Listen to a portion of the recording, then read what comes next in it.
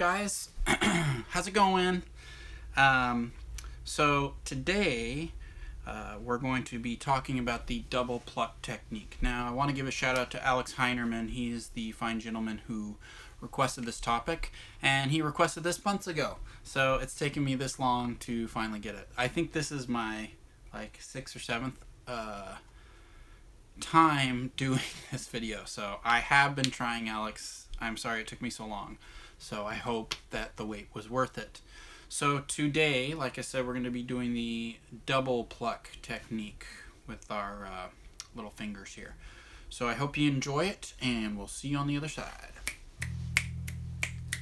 Alright, so we're going to start with something really basic, a really basic exercise to just get our thumb and pluck started. Okay, so I want you to think about your hand, your plucking hand as a Ninja Turtle hand. So these three fingers, these guys are going to be left out. You can get crazy and include them, but we're not going to worry about it today. So I want you to find your 7th fret on the A string. So the A string, if you're playing a 4 string, is going to be, okay, top, and then the 2nd from the top. So this first of the middle strings from the top here. I don't have any dots on my fretboard. I do apologize about that. It's just something, it's just the way the bass was designed. But my 7th fret's right here.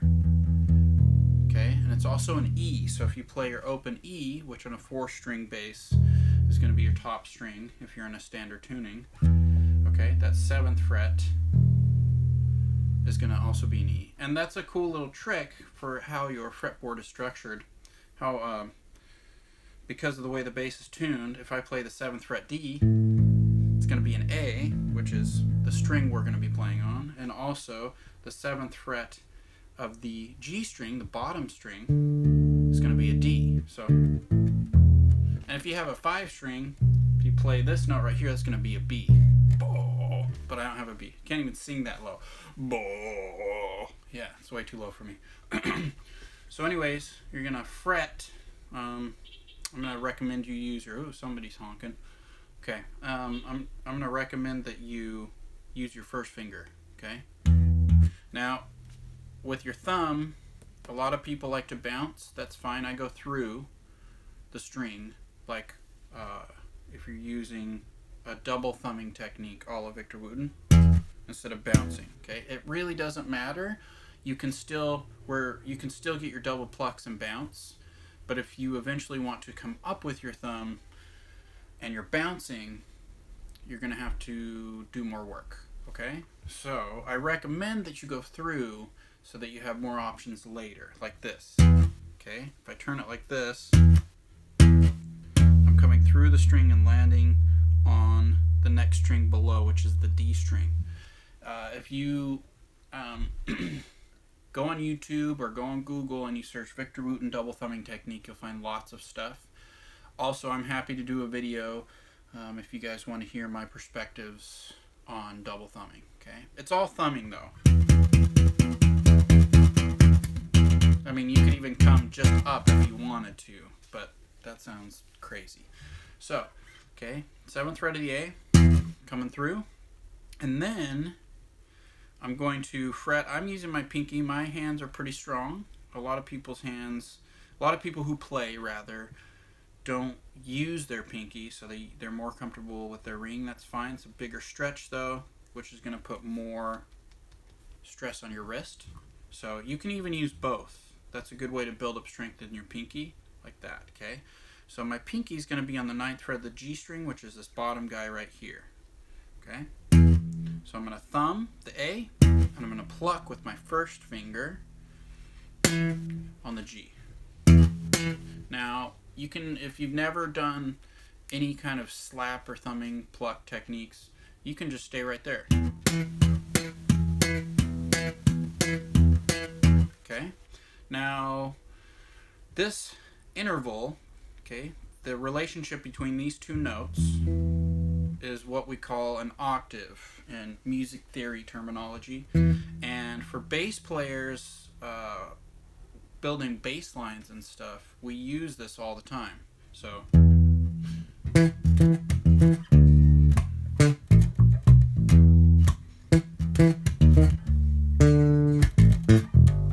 can use it and start to sound very competent very easily. So that's a little pro tip for you if you're trying to build good, simple bass lines, okay? So what we're going to do, what I want you to think about is that this pattern of an octave, or this interval, can be moved anywhere as long as you keep that shape. So whatever note I'm at, I'm just thinking 2 frets over, 2 strings down. So I'm there, and then 2 frets over, 2 strings down, there's your octave. Now if you're playing guitar and you're playing on, let's say, the D string, when you get to that B string, which is, you have the little E in the bottom and the B, people usually call it string 2, you're going to have to adjust because the guitar's tuned slightly different. But on bass, usually everything's tuned evenly, okay? So, you can play Phantom of the Opera really badly, right? So, think about this as a movable pattern. As long as you know where your root's going, you can play this pretty much anywhere, okay? So what we're going to do is we're going to move this pattern, and we're going to move it down to the 4th fret. And what I mean is where my first finger is going to go, okay? That's what I'm thinking about. This is the root of our pattern right here, okay? So I'm going to move this down to 4th fret. So 7, 6, 5, 4. Now that's a good, if that's challenging, just turn that into an exercise. Okay? Now, once you're used to that, that's easy. Then once we get to the 4th fret, you're going to move it up to the 5th fret. Okay? And then to the 6th fret. And then back to the 7th. So, all together.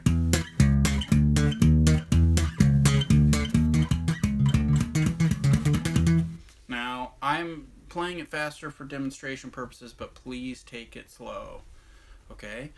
I'm not going to do it today, but I'll do another video talking about how to work with a metronome and how to cut your time down on struggling with new techniques and stuff by how you use your metronome. But for now, make sure it's steady, slow, and even, okay? And it should be smooth, so there's no gaps, so it shouldn't be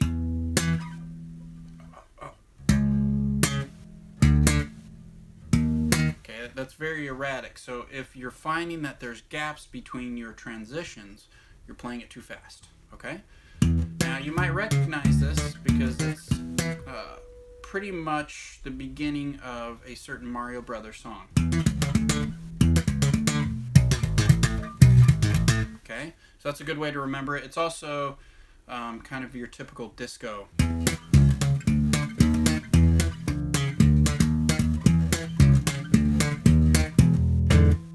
So it's very versatile, but right now we're just using it to get used to thumbing and plucking, okay?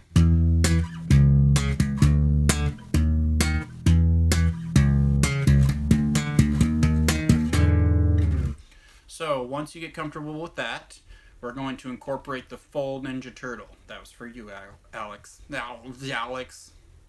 Okay, full Ninja Turtle. So now we're going to go thumb, pluck, pluck. So we're adding our middle finger in, okay? Okay, same pattern.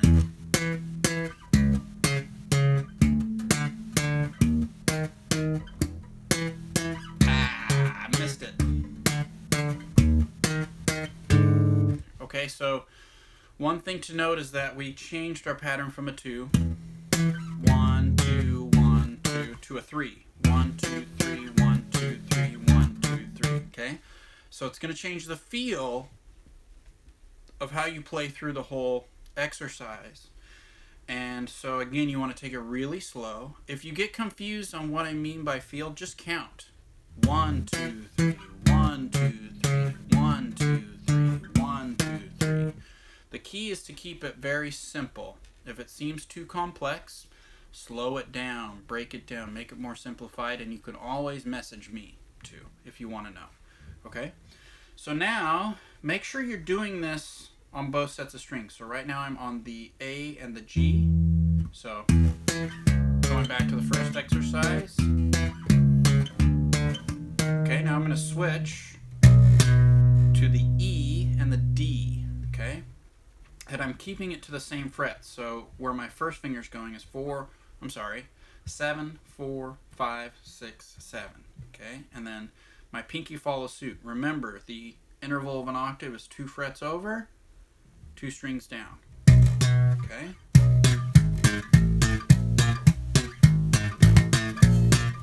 So when we incorporate the double pluck, let's say I'm doing it 4 times off the A.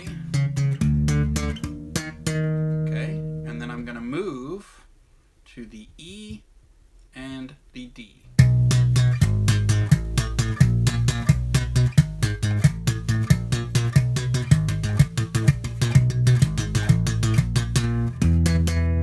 Okay, so one thing to note is when you pluck off the inner strings, okay, pretty much anything besides the G, it's going to be really uncomfortable for the tops of your fingers. So go slow and realize that you have to be uncomfortable to get this.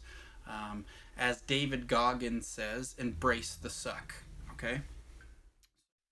What's up, guys? Thanks for watching my video, especially to the end. Look at you go. Make sure to hit those like and subscribe buttons below. I love seeing when people like my videos or get new subscribers. It gets me super hyped and inspires me to work that much harder. So I thank you in advance. Thank you. If you want to know more about what's coming out and early releases for videos and all kinds of stuff, go to my Patreon page. I've linked to it in the description below. Super cool stuff in there. Some extra videos if you become a patron. I would love to interact with you online, so hit me up. That kind of stuff would be awesome. Also, if you want to know when I'm playing live and for some audio track downloads and stuff, go to my website. Let's see, what is my website? I'm being very professional right now. Oh yeah, www.ericbloodproject.com, and sign for the email list, all that kind of stuff. So that's it for me, guys. Thank you so much again for watching this video. I thought as a parting gift I would show you what I would look like as a fisherman in the Alaskan tundra. So here we go. Let's see. See this? Yeah, here we go. Like that. Is that good? Do you like that? Is that nice? That's beautiful, right? Let's get some of the back. I'll get it really high up. You know, like this. Maybe just a little bit of my balding hair just sticking out like that. Is that good? Awesome. I'm gonna go sail now.